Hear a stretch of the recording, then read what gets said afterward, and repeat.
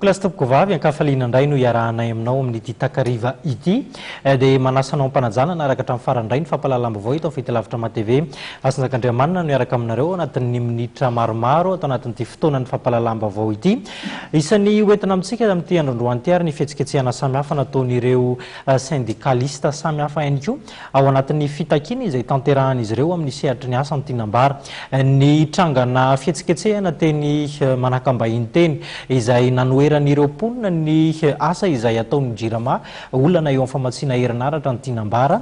Isan'ny hoentina amintsika ihany koa ny makasika ny vaovaona tsy fandriam-pahalemana eny amin'ny faritra Anosy sy ny manodidina iny zany ny akom-baovao makasika indrindra ny fizahantany eo amin'ny faritra Boeny ao dia nazahoana akom-baovao ihany koa hoentina amintsika zany amin'ity takariva ity.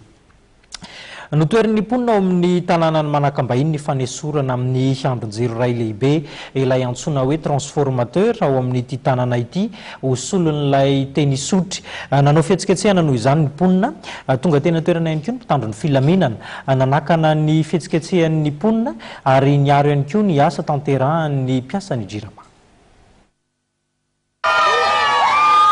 Nanohitra ny famindranany transport ato amin'ity andron-jiro ety manakambahiny ity ny mponina teny an-toerany ny maraina teo.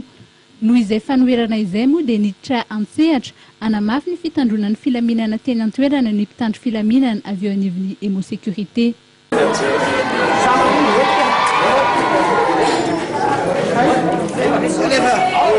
Nampimenomena ny mponina ny fisian'ny mpitandro filaminana tsy tambo-isaina. Ho azy ireo ny vahoaka no tokony ho arovan'ny mpitandro filaminana fa tsy ny JIRAMA. Raha ny fanazavana avy eo anivon'ny JIRAMA dia afindra eny amin'ny tsenan'Andrianjaka eny Isotry izay nisy ny transfomay ity transfo tety manakambahiny ity. Raha zavatra miseho eto moa zany dia misy permutation ataonay.